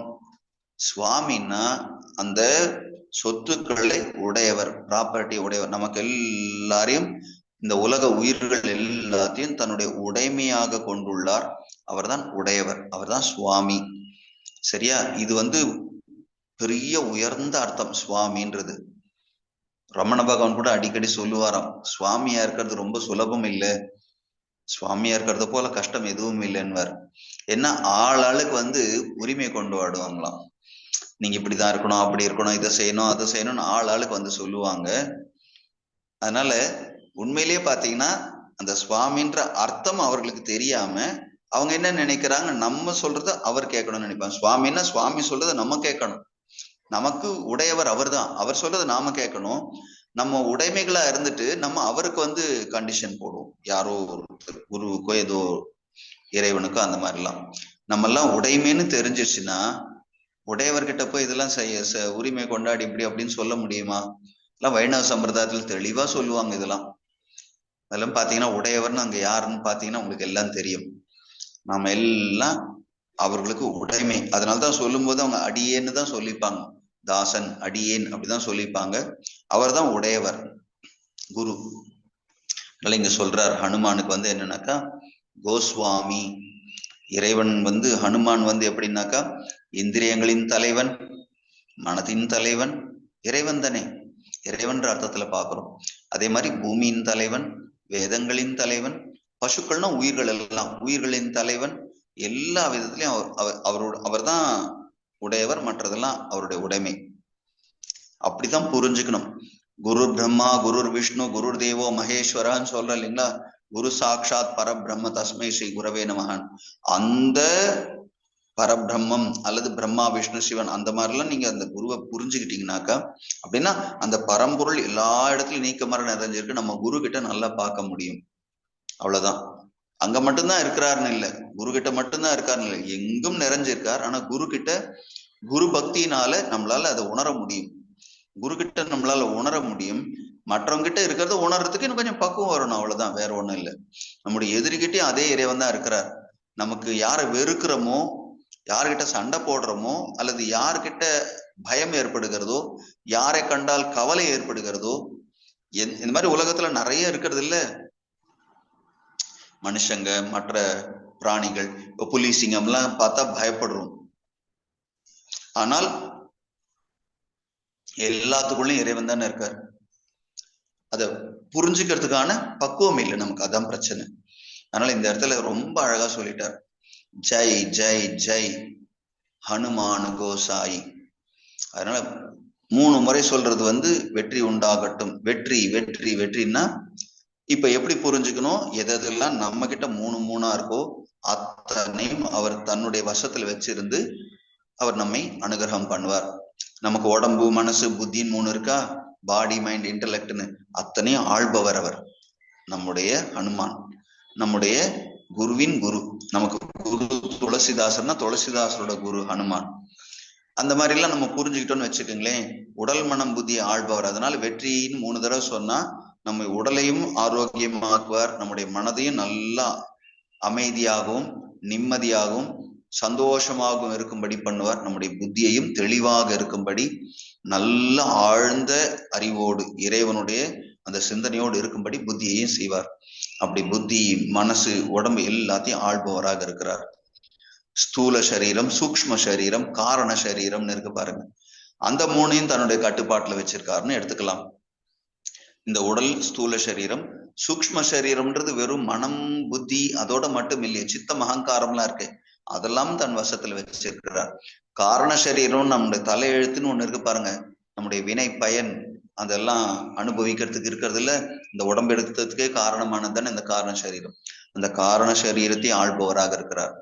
அப்படி அதையும் தன் வசத்துல வச்சிருந்து அதுல இருக்கிற எல்லா வினைகளையும் போக்கி நமக்கு உயர்ந்த நிலையை தர்றவர் குருதானே. அவர் தானே நம்முடைய தெய்வம். அதனால ஸ்தூல சரீரம், சூக்ஷ்ம சரீரம், காரண சரீரத்தையும் தன்னுடைய கட்டுப்பாட்டில் வைத்துள்ளார். அவர் உடையவர். இதெல்லாம் அவருடைய உடைமைகள். நம்முடைய உடல் மனம் புத்தி சொல்றேன், நம்முடைய ஸ்தூல சூக்ஷ்ம காரண சரீரங்களை உடையவர் ஹனுமான். அது மட்டும் இல்ல, இன்னொரு விதத்துல சொன்னா 3 குணங்கள்னு சொல்றாங்க. சத்துவ குணம், ரஜோகுணம், தமோ குணம். நமக்கு எது வேணுமோ அது இருக்க மாட்டேங்கிறது, எது வேணாமோ அது இருக்கிறது. இந்த ரஜோகுணத்துல வரக்கூடிய கோபம், அந்த வெறுப்பு அல்லது அந்த பொறாமை, அந்த மாதிரி ஏதோ தேவையில்லாத மனதை பதட்டப்பட வைக்கக்கூடிய, ஏதோ ஒரு விதத்துல துன்பப்பட வைக்கக்கூடிய அந்த மாதிரி எண்ணங்கள் எல்லாம் வேணான்னு நினைச்சா அது அப்பப்போ வந்துருது. சத்துவகுணமா இருக்கக்கூடிய அந்த அமைதி, நம்பிக்கை, தெய்வ பக்தி, விட்டு கொடுக்குற மனப்பான்மை, இந்த மாதிரி நிறைய சத்துவ குணங்கள் இருக்கு. அதெல்லாம் வேணும்னு நினைச்சா அவ்வளவு சுலபத்துல வரமாட்டேங்கிறது, வந்தாலும் உடனே போயிடுது. சத்துவகுணம் கொஞ்ச நேரம் வருது போயிடுது. ரஜோகுணம் நிறைய நேரம் இருக்கு. தினத்திலேயே அப்படிதான் பாக்குறோம். டெய்லி லைஃப்லயே விடிகாலையில சத்துவ குணம் இருக்கும், அப்புறம் ஏதோ வேற ஏதாவது சாயந்தர நேரத்துல ஏதோ கொஞ்ச நேரம் சத்துவ குணம் இருக்கலாம். சத்துவகுணம் நமக்கு ஒரு நாள்ல பாத்தீங்கன்னா ஏதோ கொஞ்சம் தான் இருக்கும். ரஜோகுணம் ரொம்ப நேரம் இருக்கும், தமோ குணம் ரொம்ப நேரம் இருக்கும். தூங்க போயிட்டோம்னா எந்திரிக்கிற வரைக்கும் தமோ குணம் தான். ரஜோகுணம்ன்றது எப்போ இந்த உலக விஷயத்துல இறங்கிட்டோமோ எல்லாத்தையும் வைண்ட் அப் பண்ணிட்டு தூங்க வர்ற வரைக்கும் ரஜோகுணம் தான். சத்துவகுணம் காலையில் எந்திரிக்கும் போது கொஞ்சம் இருக்கலாம், ராத்திரி தூங்குறதுக்கு முன்னாடி கொஞ்சம் இருக்கலாம், நடுவுல கொஞ்சம் வந்து பெரிய விஷயம். நம்ம என்ன படிக்கிறோமோ, எதை கேட்கிறோமோ, எதை நினைக்கிறோமோ அதை பொறுத்து சத்துவகுணம் கொஞ்சம் வரும் இல்லையா. ரஜோகுணம் தமோ குணம் தான் நிறைய நம்முடைய இந்த டைம் எல்லாம் எடுத்துக்கிறது, நம்முடைய எனர்ஜி எல்லாம் எடுத்துக்கிறது. அதனால நமக்கு வேண்டியது சத்துவ குணம் தான் வேணுமா இருக்கு. அது நித்திய சத்துவ குணமா மாறணும், எப்போதும் சத்துவ குணத்துல நிலைச்சு இருக்கிற மாதிரி வரணும். இதெல்லாம் சொல்றாரு பாருங்க. திரைகுண்ய விஷயா வேதாக நிஸ்திரைகுண்யோ பவ அர்ஜுன நிர்த்வந்தோ நித்திய சத்வஸ்தக நிர்யோக க்ஷேம ஆத்மவான்னு சொல்றார் அழகா கீதையில பகவான். அதெல்லாம் நமக்கு எது எது வேணான்னு சொல்றார், எது வேணும்னு சொல்றார். 3 வேதங்கள் சொல்றார். 3ன்னா இந்த 3 வேதங்களும் இந்த உலக விஷயத்துல தேவையா இருக்கு. இறைவனை அடையறதுக்கு அதுல இருந்து இருக்கக்கூடிய ஞானத்தை மட்டும் எடுத்துக்கணும். ஆரண்ய காண்டத்தை, அதுல இருக்க கர்ம காண்டம், உபாசனா காண்டத்தெல்லாம் விட அதை கடந்து ஞானத்துலாம் உபநிஷத்துகள் அதில் தான் எடுத்துக்கணும். அதனால திரைகுண்ய விஷயா வேதாகான்றார். 3 குண சம்பந்தமானதான் வேதத்துல இருக்கிற எல்லா மந்திரங்கள், அது சம்பந்தமானது எல்லாமே. ஏன்னா அது அனுபவத்துக்குள்ள போகிறது அப்படிங்கிறதுக்கு வழிகாட்டுமே தவிர வேதங்கள் அனுபவத்துக்குள்ள போனதுக்கு அப்புறம் வேதத்தினுடைய அவசியமே இருக்காது. அதுவும் இதே கீதையில பகவான் சொல்றதுதான். இதே கீதையில பகவான் சொல்லும்போது அந்த 2வது அத்தியாயத்திலே சொல்லும்போது எப்படி சொல்லுவார்னு பாத்தீங்கன்னாக்கா, யாவான் அர்த்த உதபானே சர்வத சம்ப்ளுதோதகே தாவான் சர்வேஷு வேதேஷு பிராமணஸ்ய விஜானதஹன்வர். ஒரு எங்கும் நிறைய நல்ல தண்ணீர் இருக்கக்கூடிய ஒரு ஏரி அல்லது ஒரு ஆறு, நல்ல தண்ணீர், சுவையான தண்ணீர் இருக்கிற இடத்துல பக்கத்துல கிணத்தினுடைய அவசியம் என்ன இருக்கு? அப்படியே அந்த ஆறோ அல்லது ஏரியோ அல்லது அந்த குளமோ அப்படியே மொண்டு அந்த தண்ணியை குடிக்கலாம். அதுக்கு பக்கத்துல ஒரு கிணறு தோண்டி வச்சிருக்காங்கன்னு வச்சுங்களேன். அது எதுக்காக வைப்பாங்கன்னாக்கா, சில சந்தர்ப்பங்கள்ல அந்த கிணத்து தண்ணி தேவைப்படும். ஏன்னா ஆறு வற்றாத ஜீவ நதியாக இல்லாமல் ஏதோ வெயில் காலத்துல வத்தி போயிடும் இருந்தாலோ, அல்லது அந்த ஏரியோ குளமோ வெயில் காலத்துல வத்தி போயிடும் அப்படின்னாக்கா அந்த கிணத்தினுடைய தேவை இருக்கலாம். ஏன்னா ஆழமா தோண்டி இருக்கும்போது அதுல இருந்து தண்ணீர் எடுத்து பயன்படுத்திப்போம். ஆனால் நல்லா மழை பெஞ்சு எல்லா இடத்துலயும் தண்ணி இருக்கு, கிணத்துலயும் இருக்கு, அந்த ஆத்துலயும் இருக்கிறது எல்லாம் இருக்கணும் பொழுது அந்த கிணத்தினுடைய அவசியம் என்ன? அதுல கயிறு கட்டி அந்த ராட்டினத்துல அந்த தண்ணீரை குளத்துல உள்ளே இருந்து மொண்டு எடுத்து பயன்படுத்தணும். ஆனா இங்க குளமோ அல்லது ஆறோ அப்படியே அள்ளி குடிக்கிற மாதிரி இருக்குல்ல. அந்த உதாரணத்தை கிருஷ்ண பரமாத்மா சொல்றார். யாவான் அர்த்த, எந்த அளவுக்கு பிரயோஜனம் இருக்கு, அர்த்தம் இருக்கிறது. உதபானினா குடிக்கிற தண்ணீர் வந்து சர்வதா சம்ப்ளுத உதகை, எல்லாம் நீக்க மர நிறைஞ்சிருக்கும் பொழுது கிணத்தினுடைய பிரயோஜனம் என்னன்னு கேட்கிறார். தாவான் சர்வேஷு வேதேஷு, எல்லா வேதங்களுடைய பலன் வந்து பிராமணசி விஜானதா பிராமணசின்னா நன்கு அனுபவத்துல அந்த வேதத்தின் சாரமான இறைவனை உணர்ந்தவர்களை சொல்றார் இந்த இடத்துல. பிரம்மத்தை அறிந்தவன் பிராமணன். அந்த பிராமணனுக்கு வேதத்தினுடைய அந்த பிரயோஜனம் என்ன? வேதம் வந்து கிணத்து தண்ணி மாதிரி. ஆனா இவர் பிரம்மானந்தத்துல இருக்கிறார், அது அப்படியே வற்றாத ஜீவ நதியா ஓடிட்டு இருக்கிறது இவருக்குள்ள அந்த ஆனந்தன்றது. அந்த அளவுக்கு இருக்கக்கூடிய அந்த ஆனந்தம், அந்த அறிவுத்தன்மை, அழியாத்தன்மை, எல்லாம் சச்சிதானந்த ஸ்வரூபமா இருக்கிறவருக்கு அந்த வேதத்தினுடைய பலன் என்ன அப்படின்னா, அங்கேயும் என்ன புரிஞ்சுக்கணும், அந்த வேதத்திலையும் கர்ம காண்டம் உபாசனா காண்டத்தை வச்சுதான் அங்க சொல்றாரு, ஞான காண்டத்தை சொல்ல. ஏன்னா ஞான காண்டம்ன்ற அந்த உபநிஷத்து மூலமா தான் இந்த ஞானத்தை அடையிறாங்க. அதனால இது எப்படி புரிஞ்சுக்கணும், நல்லா அதை கத்துக்கிட்டு அதனுடைய பலன் அடைஞ்ச பிற்பாடு அது திரும்பவும் அது ஆரம்ப நிலையில இருக்கிறதெல்லாம் இப்ப ஏபிசிடி எல்லாம் கத்துக்கிட்டு அதுக்கப்புறம் நல்லா ஆங்கிலம் பேச ஆரம்பிச்ச பிற்பாடு திரும்ப ஏபிசிடி படிச்சுட்டு இருக்கணுமா என்ன, அந்த மாதிரி. அதனால நன்கு சைக்கிள் ஓட்ட கத்துக்கிட்ட பிற்பாடு திரும்ப அது முதல்ல இருந்து கத்துக்கணும்னு அவசியம் இல்லை. எல்லாத்துலயுமே அந்த மாதிரிதான் ஆரம்ப நிலையில சில இதெல்லாம் தேவையா இருக்கும், அதுக்கு மேல நிலைமை போயிட்டோம்னா அதனுடைய தேவை இருக்காம போயிடும். அந்த மாதிரிதான் திரைகுண்ய விஷயா வேதாக நிஸ்திரைகுண்யோ பவார்ஜுனன்றார். 3 குணங்களுக்கு அப்பாற்பட்டவனாக ஆவாயாக. அததான் இந்த இடத்துல 3 முறை வெற்றின்னு சொல்லும் போது ஜெய ஜெய ஜெயினும் பொழுது ஹனுமான் அந்த அனுகிரகத்தை செய்யறார். நிஸ்திரைகுண்ய அப்படிங்கிற நிலை, 3 குணத்தை கடந்த நிலைக்கு ஹனுமான் அனுகிரகம் செய்யறான்னு அர்த்தம். நிர்த்வந்த்வஹ நித்திய சத்வஸ்தஹ, துவந்தங்களை கடந்தவடாகணும், எப்பவுமே சத்துவ குணத்துல நிலைச்சிருக்கணும். நீர் யோகக்ஷேம ஆத்மவான், யோகக்ஷேமத்தையும் விட்டவனா இருக்கணும். யோகக்ஷேமத்தை நான் கொடுக்கிறேன்னு பகவான் இதே கீதையில சொல்றார், யோகக்ஷேமம் வகாமியகம். அது எப்போ 9வது அத்தியாயத்துல சொல்றார், அனன்யா சிந்தேன் தோமம் ஏ ஜனா பரியுபாசதி தேஷாம் நித்யாபியுக்தானாம் யோகக்ஷேமம் வகாமியகம்னு. ஆனா 2வது அத்தியாயத்திலே அர்ஜுனன் கிட்ட சொல்லிட்டார், நிர்யோகக்ஷேம ஆத்மவான். யோகத்தின் க்ஷேமத்தையும் நீ விட்டுடுன்னா அது கொடுக்கறதுக்கு நான் இருக்கனே. அதான் 9வது அத்தியாயத்துல சொல்றாரு. அது நான் கொடுக்கும்போது நீ எதுக்கு அதை கேட்டுட்டு இருக்க, நீ கேட்காம கொடுக்கும்போது நீ எது கேட்டுட்டு இருக்கிற? அப்ப என்ன பண்ணணும், ஆத்மாவானா இருப்போரும். உன்னை நீ உணர்ந்தவனாக, உனக்குள்ள இருக்கிற அந்த ஆனந்தத்தை உணர்ந்தவனாக அமைதியா ஆனந்தமா இரு. மற்றதெல்லாம் நான் பாத்துக்கிறேன், என்னோட வேலையை நான் செய்யறேன். உன்னோட வேலை என்ன நினைக்கிறது, என்னோட வேலை உன்னை காப்பாத்துறது. நினைக்கிறது நீ ஒழுங்கா செஞ்சுட்டா காப்பாத்துறது நான் எப்பவும், நீ நினைக்கலனாலும் நான் தான் காப்பாத்த போறேன். அதெல்லாம் புரிஞ்சுக்கிட்டோம்னா ரொம்ப ஆனந்தமாக இருக்கும். அதனால இங்க ரொம்ப அழகா சொல்றாரு, 3 முறை ஹனுமானை நினைக்கிறது, வெற்றின்னு சொல்லி நினைக்கிறது, நம்முடைய சத்துவகுணம் ரஜோகுணம் தமோ குணத்தை கடந்து போகிறதுக்கு எடுத்துக்கலாம். அதே மாதிரியே 3 விதங்கள்ல நமக்கு அனுபவங்கள் எல்லாம் ஏற்படுறதுன்னு சொல்லுவாங்க, திரிபுட்டின்னு வாங்க. திரிபுட்டி அப்படிங்கிறது என்னன்னு பாத்தீங்கன்னாக்கா, அனுபவிப்பவர், அனுபவிக்கப்படும் பொருள், அனுபவம். அதாவது கண்ணு இருக்கு, கண்ணுக்கான ஒரு காட்சி, வெளியில ஒரு பார்வைக்கான ஒரு விஷயம் இருக்கிறது, பார்வைன்னு ஒண்ணு இருக்கான். வெறும் கண்ணு இருந்தா மட்டும் போதாது, கண்ணுக்கான பொருள் இருந்தா மட்டும் போதாது, பார்ப்பவர் அந்த இடத்துல இருந்து பார்க்கணும். அதனால அவர் உள்ள இருக்கிறார், அந்த மனம் புத்தி எல்லாம். அந்த ஜீவன் கண் வழியா வெளியில இருக்கிறத பாக்குறாரு. இந்த மாதிரி 3 எல்லாத்துலயும் இருக்கிறதாம். இந்த 3 ஒரு நேர்கோட்டில சந்திக்கும் போது அந்த எக்ஸ்பீரியன்ஸ்ன்னு வருது. இதெல்லாம் வர்றதெல்லாம் சேர்த்துதான் அந்த திரிபுட்டின்னு சொல்றாங்க. இந்த 3ஆக நம்ம தெரிஞ்சுட்டு இருக்கிற வரைக்கும் அந்த பிறப்பிறப்புல இருந்து மீண்டு வர்றது கஷ்டம்.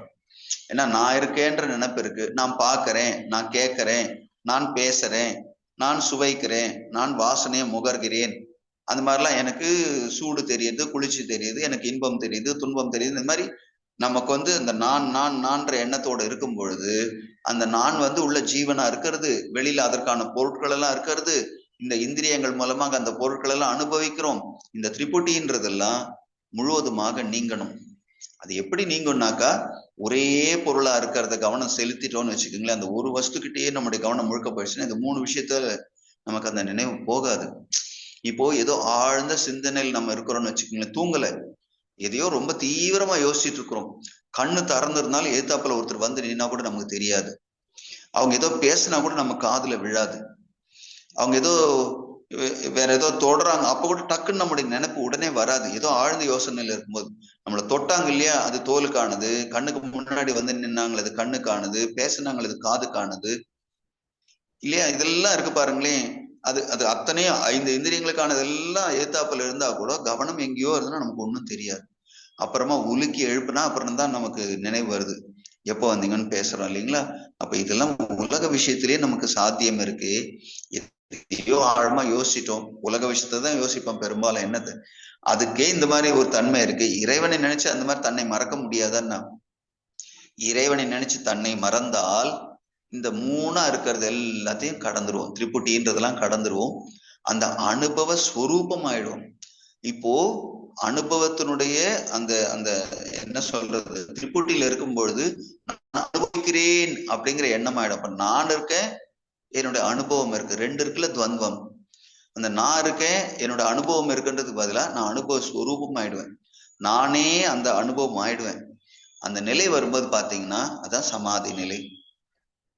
அதான் சமாதி நிலை, அல்லது அதுதான் தியானத்தினுடைய உயர்ந்த நிலைன்னு வச்சுக்கலாம். தியானத்திலயும் அந்த அதுவாகவே ஆகிறது உண்டு. அது நீண்ட நேரத்துக்கு இருக்கிறது, நீண்ட காலத்துக்கு இருக்குன்னா அது சமாதி.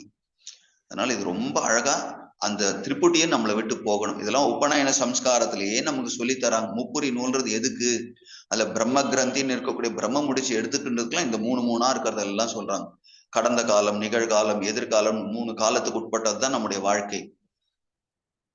அந்த காலாதீத நிலை அடையணும். காலம்ன்றது நம்முடைய மனதனுடைய தோற்றம் தான்.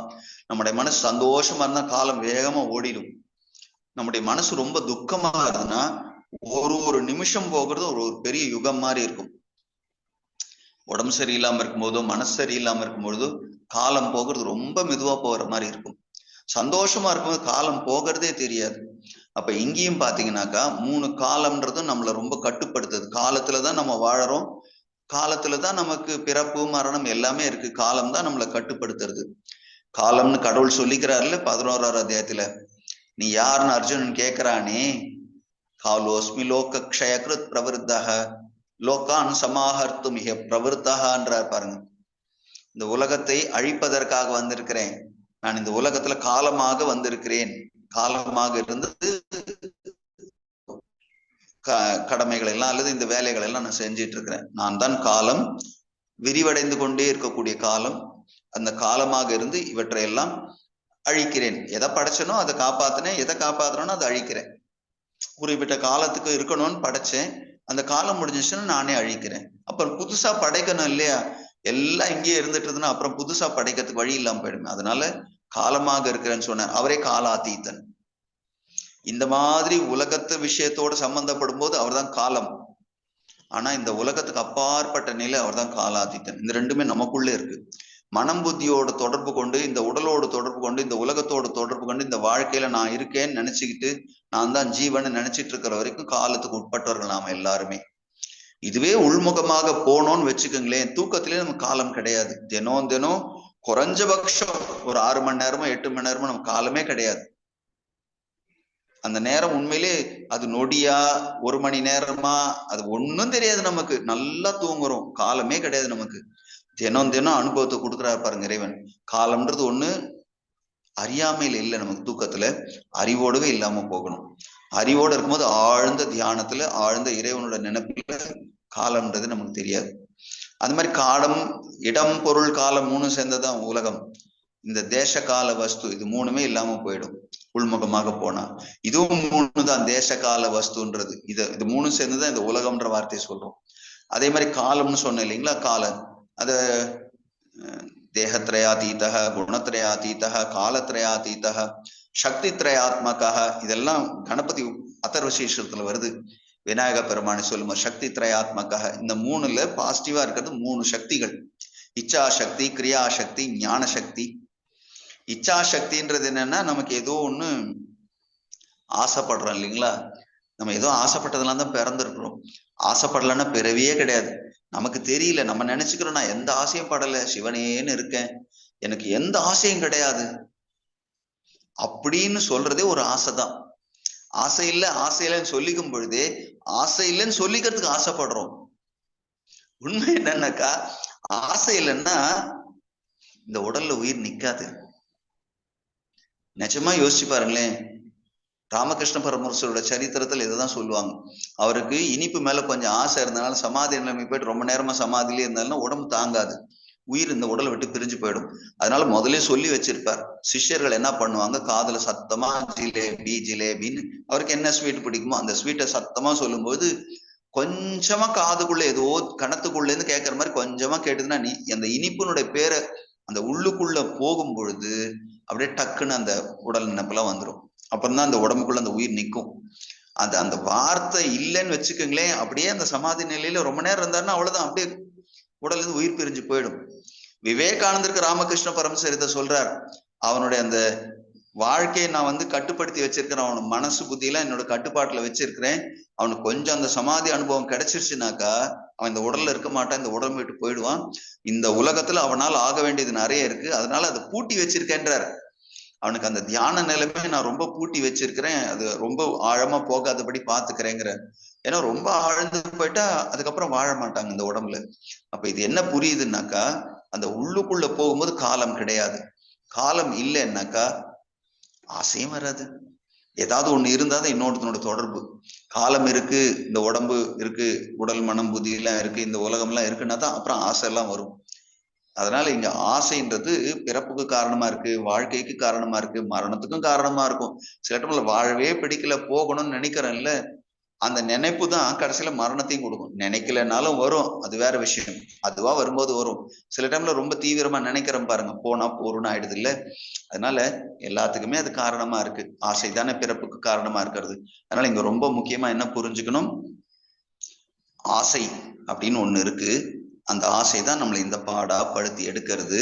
அதனால 3 விதமாக இருக்கிறதுல இதையும் எடுத்துக்கணும். அதனால சக்தி திரையாத்மக அப்படிங்கிறது என்னன்னாக்கா, இச்சா சக்தி, விருப்பம்னு ஒண்ணு இருக்கிறது இல்ல. நம்ம விரும்பினதெல்லாம் கடவுள் கொடுக்கிறார். நச்சினார்க்கினியர்னு தூய தமிழ் பேர் சிவபெருமானுக்கு. இது வேணும் இது வேணும் இது வேணும் நச்சரிச்சோம்னா அவங்க கேட்கறதெல்லாம் கொடுப்பாராம். நமக்கு எல்லாம் கிடைச்சதுன்னா நம்ம அவரை இனியவர் தானே சொல்லுவோம். எனக்கு ரொம்ப ஸ்வீட் பர்சன் அவர், எனக்கு ரொம்ப பிடிக்கும் சுவாமியை, நான் கேட்கறதெல்லாம் கொடுத்துட்டே இருக்கிறாருன்னு நச்சினார்க்கு இனியர்.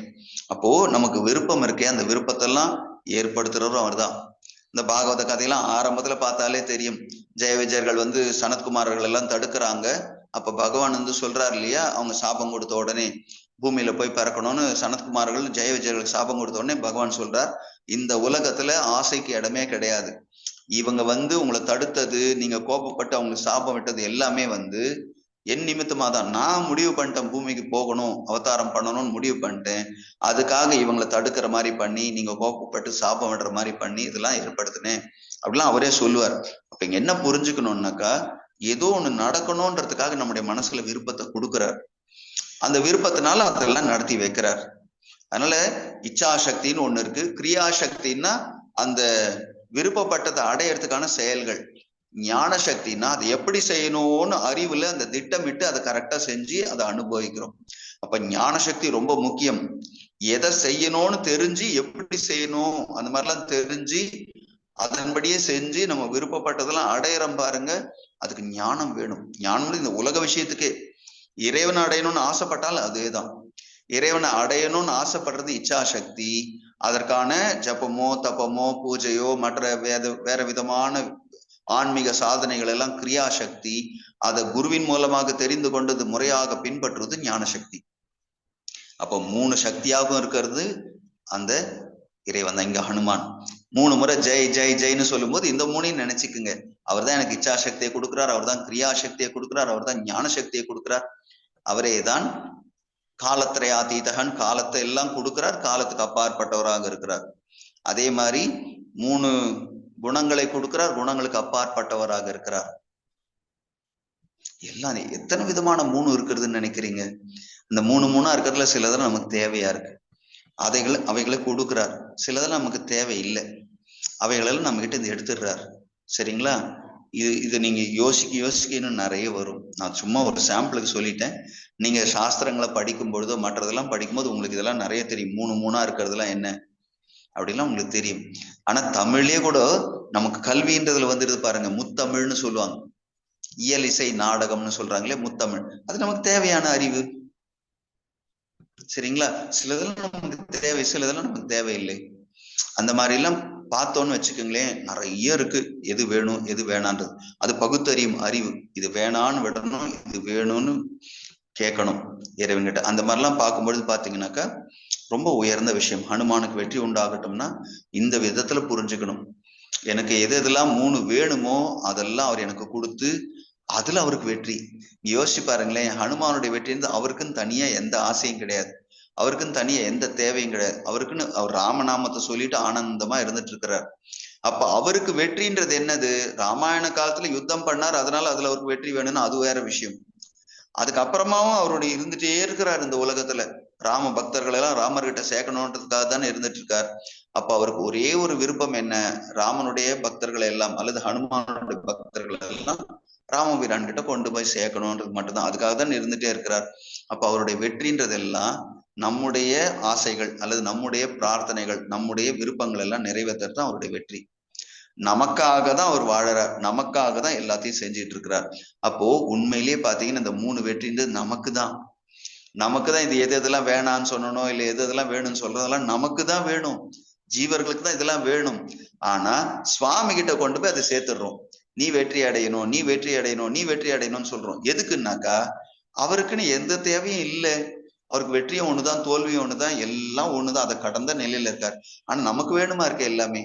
அதனால நமக்கு வேணும்னு நினைச்சா அது அகங்காரம் ஆயிடும், நமக்கு வேணும்னு கேட்டா அது ஆசை ஆயிடுது. நமக்கு வேணும்னு சொன்னா இன்பத்தையோ துன்பத்தையோ கொடுக்கறது, பாபத்தையோ புண்ணியத்தையோ கொடுத்து அதனால நமக்கு பிறவி வந்துடும். அதனால எதையுமே எனக்கு வேணும்னு நினைக்காம நிஷ்காமிய கர்மமாக இறைவனுக்கு வேணும்னு நினைச்சிட்டோம்னு வச்சுக்கலேன். காமிய கர்மமா இல்லாம நிஷ்காமிய கர்மமாக, அந்த ஆசை வசப்பட்டு செய்யக்கூடிய செயலாக இல்லாமல் ஆசை இல்லாமல் செய்யக்கூடிய செயலாக மாத்துறது என்ன, எல்லாத்தையும் அவரோட பாதத்துல சமர்ப்பணம் பண்ணிடுது.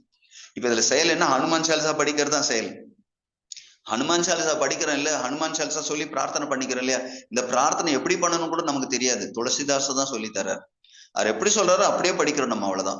இது 3 தடவை இப்படி சொல்லணும், இப்படி எல்லாம் செய்யணும், நமக்கு என்ன தெரியும், அவர் சொல்லி கொடுக்குறா, நம்ம செய்யறோம்.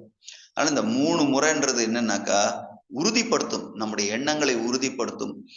எண்ணம் சொல் செயல் அது வேற நமக்கு 3 இருக்கிறது. மனோ வாக்கு காயம்னு சொல்றாங்க, அது 3 இருக்கு நமக்கு. மனோ வாக்கு காயம் அல்லது எண்ணம் சொல் செயல், அந்த 3மே நல்லதுல நோக்கி போகணும், கெட்டதெல்லாம் அதை விட்டு நீங்கணும். எத்தனை ஏதாவது சொன்னா 3 வந்துருது பாருங்க அதுல. அது எல்லாத்தையும் ஹனுமான் தானே நமக்கு செஞ்சாகணும். அவர் நமக்கு செய்யறதுக்காக சர்வ வல்லமையோடு இருக்கிறார். ஹனுமத்தை செய் சர்வ சுக்க கரையின், எல்லா சுகங்களையும் கொடுக்கறதுக்கு சர்வ வல்லமையோடு இருக்கிறார்.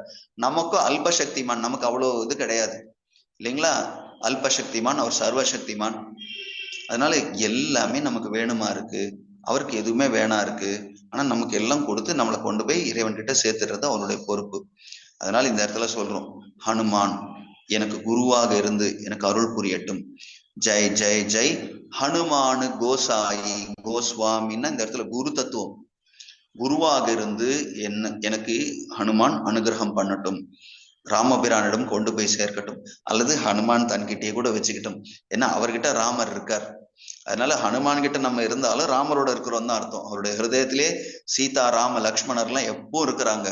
அதனால நம்ம ஹனுமான் கிட்ட இருந்தாலும் ராமர் லக்ஷ்மணர் சீதையோட தான் இருக்கிறோம். அல்ல தனியா ராமர் லக்ஷ்மணர் சீதை இருக்கிற இடத்துல ராமரோட இருந்தாலும் அங்கேயும் ஹனுமான் தான் நம்மளை கொண்டு போய் விட்டாகணும். அங்கேயும் ஹனுமான் இருப்பார்.